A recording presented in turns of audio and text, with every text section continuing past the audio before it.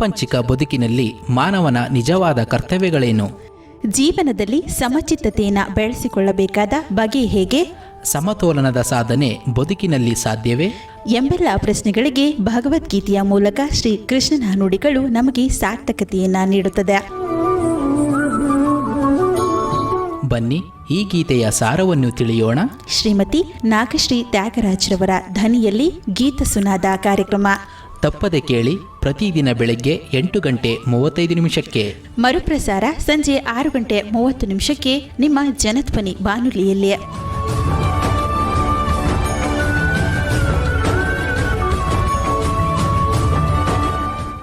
ಓಂ ಶ್ರೀಕೃಷ್ಣ ಪರಬ್ರಹ್ಮಣೇ ನಮಃ.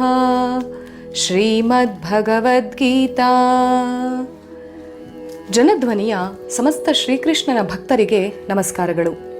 ಗೀತಾ ಸುನಾದದ ಇಂದಿನ ಕಾರ್ಯಕ್ರಮದಲ್ಲಿ ನಾವು ಭಗವದ್ಗೀತೆಯ 7ನೆಯ ಅಧ್ಯಾಯವಾಗಿರುವ ಜ್ಞಾನ ವಿಜ್ಞಾನ ಯೋಗದ 28ನೆಯ ಶ್ಲೋಕದ ಬಗ್ಗೆ ತಿಳಿದುಕೊಳ್ಳೋಣ. ಆ ಶ್ಲೋಕ ಇಂತಿದೆ: ಯೇಷಾಂ ತ್ವಂತಗತಂ ಪಾಪಂ ಜನಾನಾಂ ಪುಣ್ಯಕರ್ಮಣಾಂ ತೇ ದ್ವಂದ್ವಮೋಹ ನಿರ್ಮುಕ್ತಾಃ ಭಜಂತೆ ಮಾಂ ದೃಢವ್ರತಾಃ.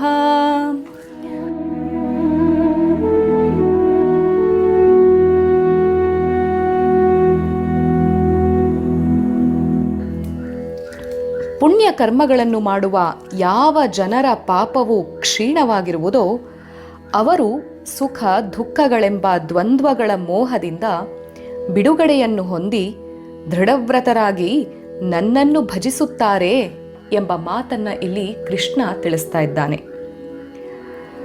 ನಾವು ಹುಟ್ಟುವಾಗಲೇ ದ್ವಂದ್ವಗಳಿಂದ ಒಳಗೊಂಡಂತಹ ವ್ಯಕ್ತಿ ಪಾರಾಗುವುದಕ್ಕೆ ಒಂದು ಮಾರ್ಗವನ್ನು ತೋರ್ತಾನೆ.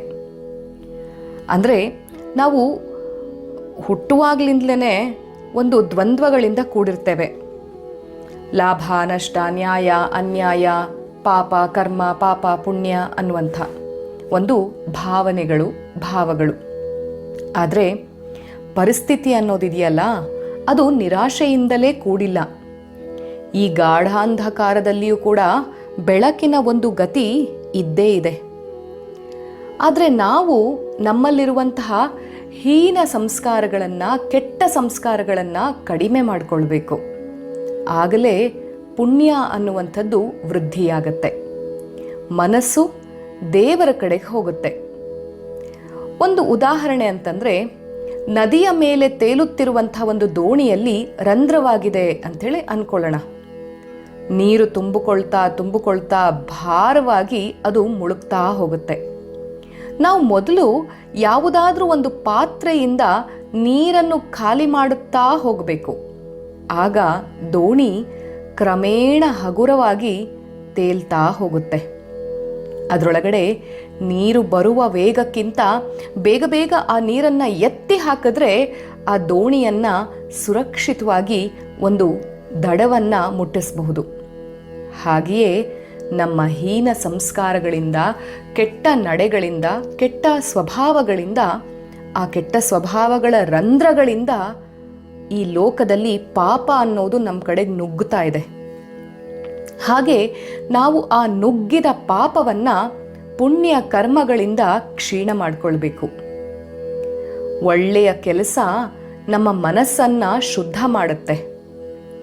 ಮನಸ್ಸು ಶುದ್ಧವಾದಂತೆ ಅದು ಸಾರ್ಥಕ್ಯದ ಕಡೆಗೆ ಹೊರಳುತ್ತೆ. ಸುಮ್ಮನೆ ಈಗ ಇರುವಂಥ ಪಾಪಗಳ ಭಾರಕ್ಕೆ ಸೊರಗಿ ನಿರಾಶರಾಗಿ ಬೀಳುವುದಲ್ಲ. ಪಾಪದ ಭಾರ ಯಾರಲ್ಲಿ ಇಲ್ಲ? ಎಲ್ಲರಲ್ಲಿಯೂ ಇದೆ. ಕೆಲವರಲ್ಲಿ ಕಡಿಮೆ ಇದೆ, ಮತ್ತೆ ಕೆಲವರಲ್ಲಿ ಜಾಸ್ತಿ ಇದೆ. ಯಾರಲ್ಲಿ ಈಗ ಕಡಿಮೆ ಇದೆಯೋ ಅವರು ಕೂಡ ಹಿಂದೆ ಜಾಸ್ತಿ ಇದ್ದವರೇ. ಒಳ್ಳೆಯ ಕರ್ಮಗಳನ್ನು ಮಾಡಿ ತಮ್ಮ ಮನಸ್ಸನ್ನು ಹಗುರ ಮಾಡಿಕೊಂಡವರು. ಪ್ರತಿಯೊಂದು ಆಲೋಚನೆ ಮತ್ತು ಪ್ರತಿಯೊಂದು ಕೆಲಸವೂ ನಮ್ಮ ಜೀವನದಲ್ಲಿ ಉತ್ತಮ ಸಂಸ್ಕಾರಗಳನ್ನು ಬಿಡ್ತಾ ಹೋಗುತ್ತೆ. ಅಂದರೆ ಉತ್ತಮ ಸಂಸ್ಕಾರಗಳನ್ನು ಸೇರಿಸ್ತಾ ಹೋಗುತ್ತೆ. ಇವುಗಳ ಮೊತ್ತ ಕ್ರಮೇಣ ಹೆಚ್ಚಾಗ್ತಾ ಹೋಗುತ್ತೆ. ಹನಿಗೂಡಿದರೆ ಹಳ್ಳವಾಗುವಂತೆ. ಈಗ ಉತ್ತಮ ಕೆಲಸಗಳನ್ನು ಮಾಡುವಂಥದ್ದು, ಉತ್ತಮ ಆಲೋಚನೆಗಳನ್ನು ಮಾಡುವಂಥದ್ದು, ಇದೊಂದೇ ದಾರಿ ನಾವು ದ್ವಂದ್ವಗಳ ಮೋಹದಿಂದ ಪಾರಾಗಬೇಕು ಅಂದರೆ.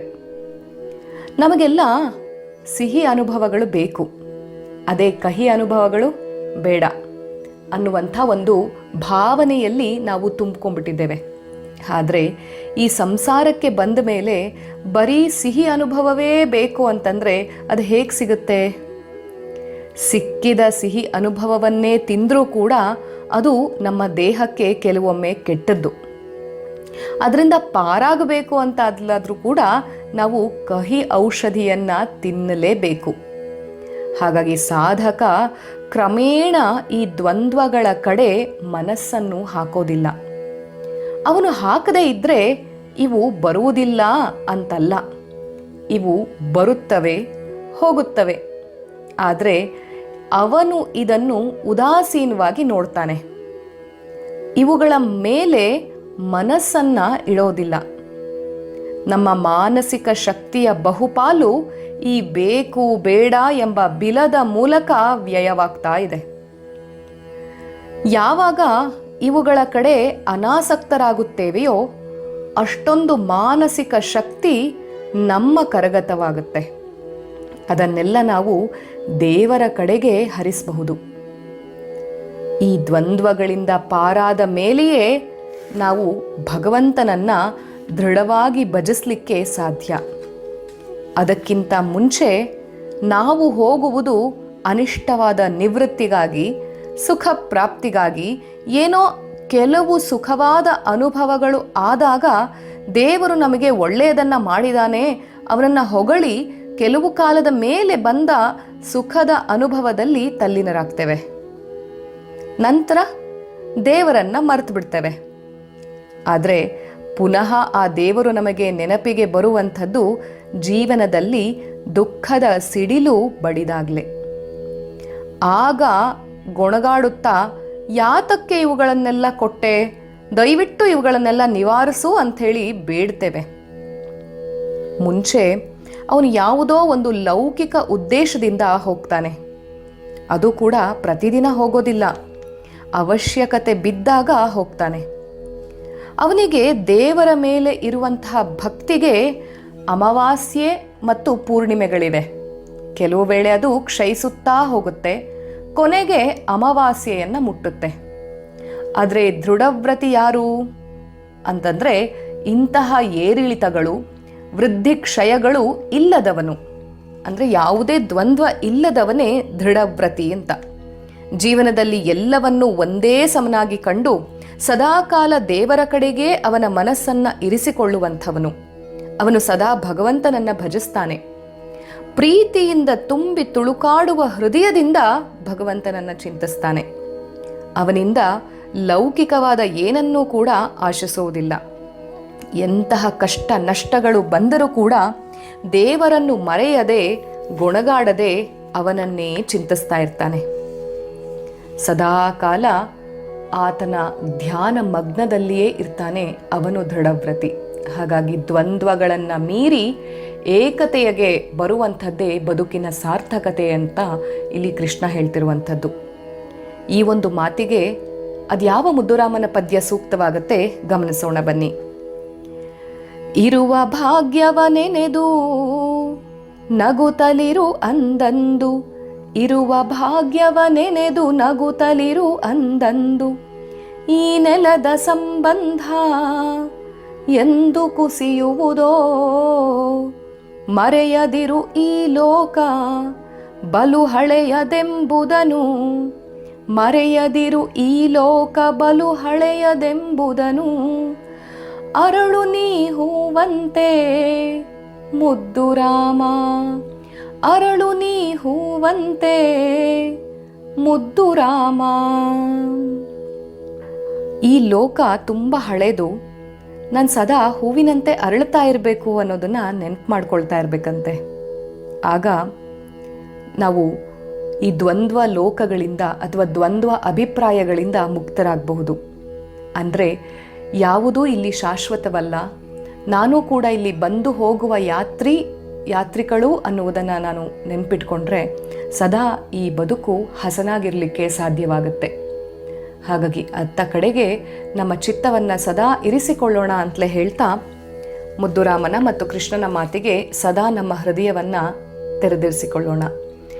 ಸರ್ವಂ ಶ್ರೀ ಕೃಷ್ಣಾರ್ಪಣಮಸ್ತು. ಶ್ರೀ ಗುರುಭ್ಯೋ ನಮಃ. ಹರಿ ಓಂ.